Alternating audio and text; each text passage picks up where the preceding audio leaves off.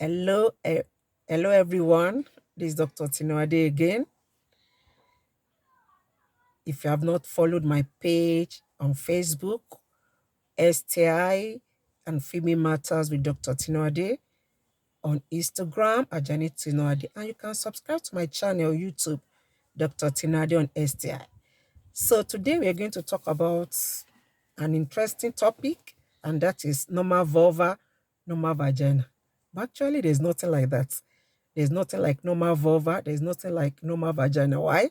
Because we have different sizes and shapes of vulva and vagina, unique to individuals.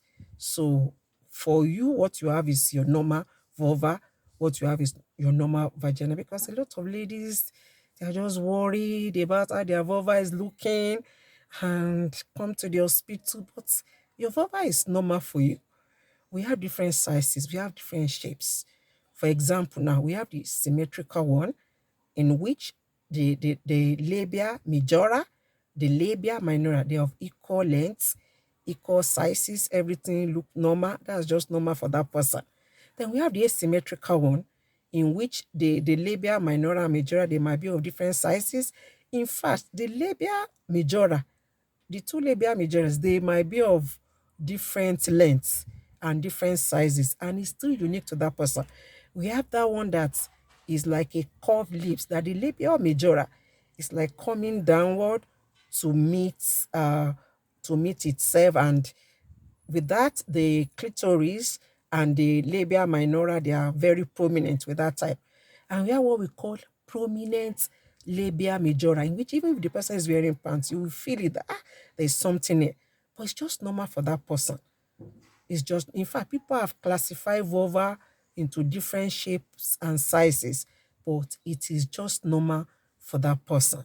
And we have the clitoris. Clitoris can be big, clitoris can be small. It's just unique for each person, each individual. And we have pubic hair, which most ladies don't like. They want to shave it, but pubic hair is there to protect the vulva.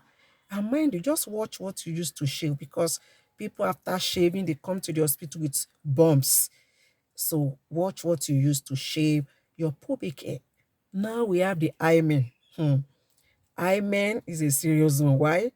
Because people have built theories around hymen, especially in this part of the world. It is believed as a wife and you are getting married, you're a virgin. You must bleed on your wedding night. If you don't bleed, you are in trouble. But it's not necessarily so, actually. You might have sex for the first time, you might bleed, and you might not bleed. It is just like that. In fact, it's possible to have sex and the hymen will still be there intact. It will not say why, because it depends on the size of the penis. It depends on how vigorous the sexual activity is. And there are even some things that can tear hymen. Things like riding on bikes, horse riding, some exercises, even using tampons. Even when you do medical examination on virgins, of course, that's not ethical. It can tear the hymen, especially if you use couscous. It can tear the hymen. So what I'm saying is that there are other things that can tear the hymen apart from sex. So it's possible to have sex for the first time and you will bleed. It's possible to have sex for the first time and you will not bleed. So don't kill yourself for that, because some women married as virgin and they did not bleed. And when we are discussing, it's like, oh, can I say it's not compulsory. You don't actually have to bleed. You don't have to bleed. You might and you might not. It's just because we've built theories around it, and those things, they are just putting women in some kind of, let's say, bondages or tight corners. So hymen can tear, and eventually even hymen will wear off over time. So but there are issues around hymen. Actually, we can have what we call imperforate hymen, in which there's no vaginal orifice, so the blood during menstruation cannot really be able to come out where. Most times, this is discovered at puberty, in which, oh, there's a lady having abdominal pain, I've not started menses. We can also have what we call septate hymen, which is something that is dividing the vaginal orifice into two. For these people too, they can't have sexual intercourse or they don't enjoy it. They can't use time pause because they have two vaginal orifices.